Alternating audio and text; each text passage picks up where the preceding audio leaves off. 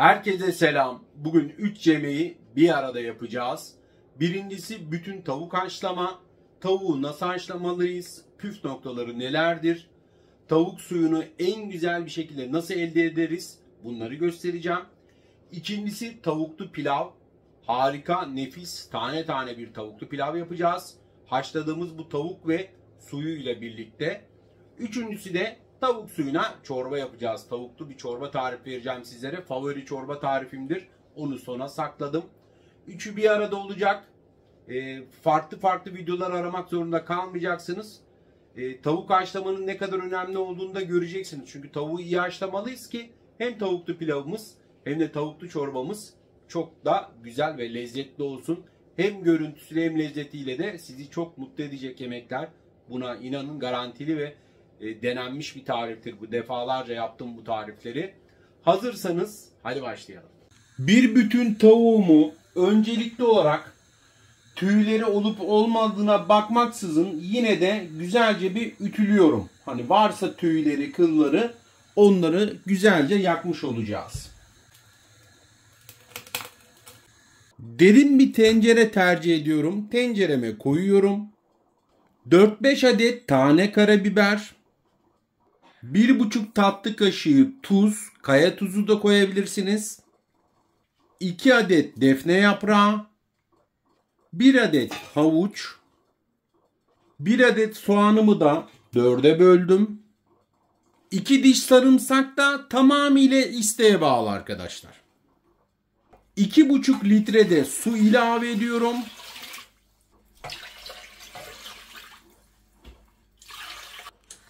Şimdi fokurdayana kadar yüksek ateşte, fokurdadıktan sonra da kısık ateşe alacağım. Yavaş yavaş tavuğumuzun haşlayacağız.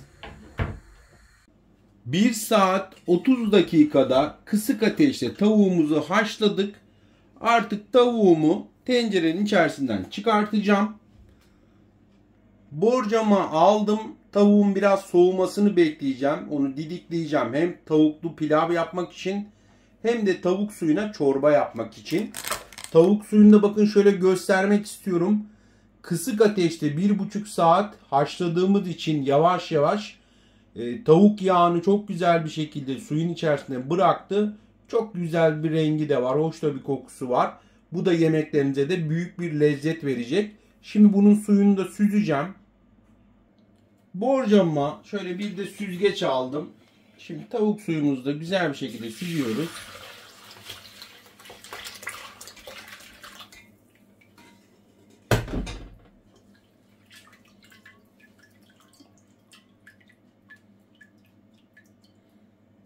Evet, tavuk suyumuz da artık hazır.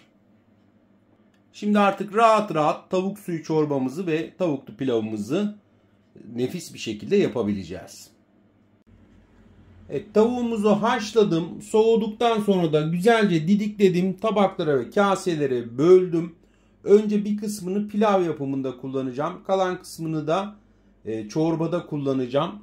Şimdi öncelikli olarak pilavımız için de 3 su bardağı baldo pirinç kullanıyorum ben.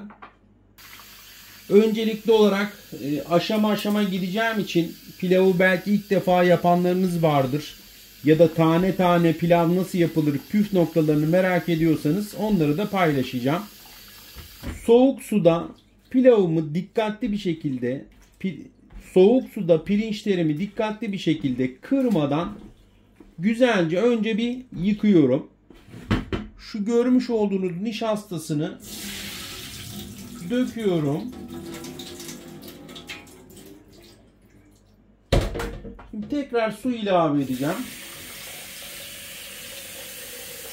Bir 10 dakika suda bu şekilde bekleteceğim. Ondan sonra tekrar nişastasını dökeceğim. 2-3 defa daha suyla durulayacağım. Pirinçlerim hazır hale gelecek. Öncelikli olarak pilavımızı yapmaya başlıyoruz. Şöyle yayvan bir pilav tenceresi kullanıyorum ben. 26'lık bir tenceredir bu. İçerisine biraz ayçiçek yağı ilave ediyorum. Biraz da tereyağı. Yıkamış olduğum 3 su bardağı pirincimi de ilave ediyorum. 1 çimdik de tuz ilave ediyorum. Şimdi pirinçlerimi kırmadan dikkatli bir şekilde şöyle düz bir tahta kepçeyle alttan alıp yana çekiyorum. Alttan alıyorum, yana çekiyorum. Pirinçlerimi bu şekilde biraz 5-6 dakika boyunca kavuracağım.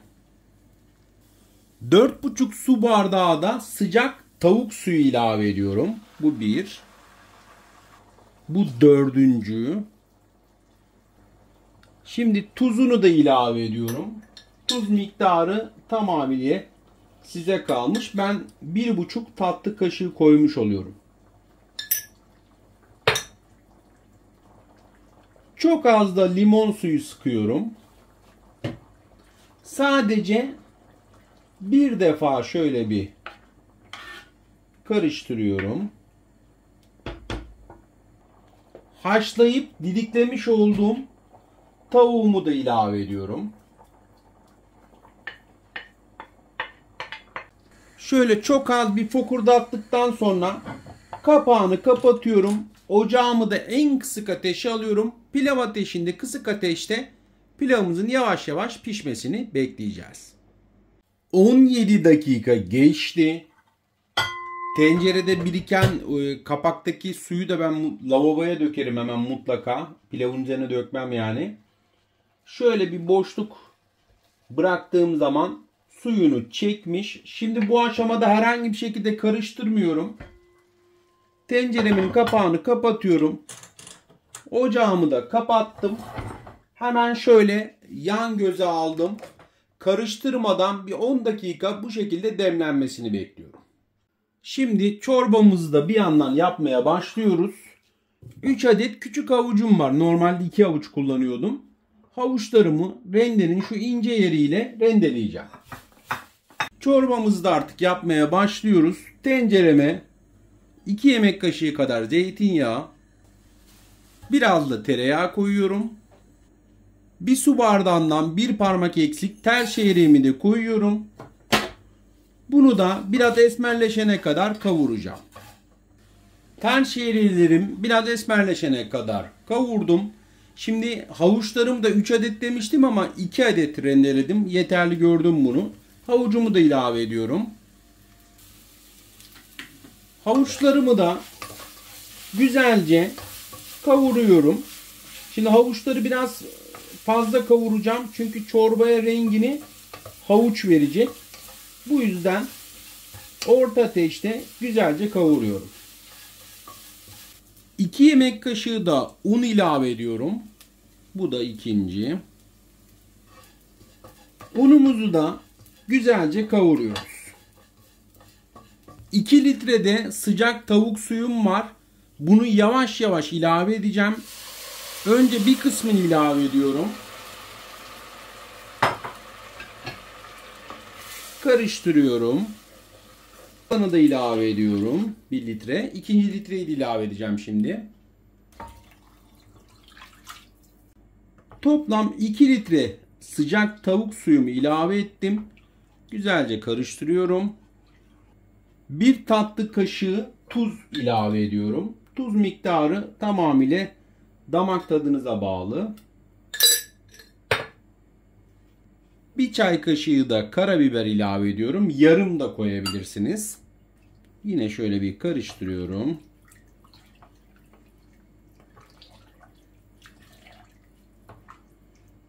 Şimdi kapağını kapatıyorum. Orta ateşte bir 7 dakika pişiriyorum. 7 dakika geçti. Şimdi didiklemiş olduğum, haşlamış olduğumuz tavukları da bir kase olarak ben ölçü yaptım. İçerisine ilave ediyorum. Şöyle bir karıştırıyorum.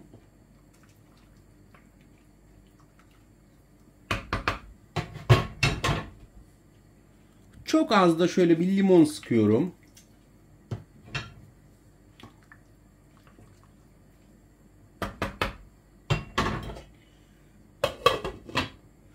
Kısık ateşte 15 dakika sonra çorbamız hazır.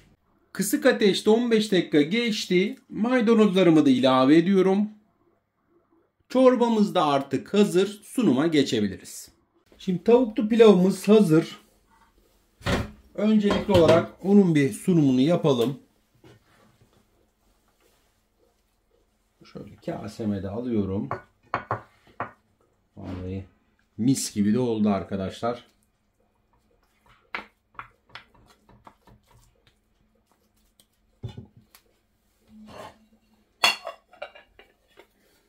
Öncelikle bunun sunumunu yaptık. Bunu kaldıralım. İkincisi de tavuk suyu çorbamız. Onu da hemen sunumunu yapalım. Şöyle bir karıştırayım, rengini de görün. Gerçekten çok güzel duruyor. Bismillah.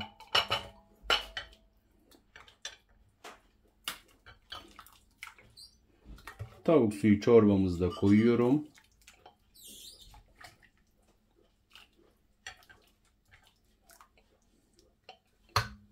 Bu da hazır. Tavuklu pilavımı göstereyim. Daha sonra tavuk suyu çorbamız. Tavuklu çorbamız ve pilavımız da şöyle bakın. Kaselerde, tabaklarında da gösteriyorum. Şu anda da çok sıcaklar. Kesinlikle de denemeniz gereken tarifler. Evet, yemeklerimiz de hazır artık. Tavuklu pilavımız burada. Hemen şöyle kıvamında sizlere bakın göstermek de istiyorum. Şu şekilde arkadaşlar. Tavuk suyu çorbamız da burada. Şöyle bunun da kıvamını sizlere göstermek istiyorum. Gerçekten nefis gözüküyor. Hem lezzetiyle, hem görüntüsüyle, hem de sunumuyla hem aile bireylerinizin hem de sizin seveceğiniz bir çorba oldu. Kesinlikle denemenizi tavsiye ederim. Daha çok pratik tarif için de beni yukarıdan bir saniyenizi ayırıp takip etmeyi, videolarımı beğenmeyi, yorum yazmayı ve paylaşmayı da lütfen unutmayın. Videolarımda birçok pratik yemek tarifini, tatlı tariflerini ve meşhur yoğurt tariflerimi bulabilirsiniz. Deneyenlerden de yorum bekliyorum. Sizleri de seviyorum. Görüşmek üzere.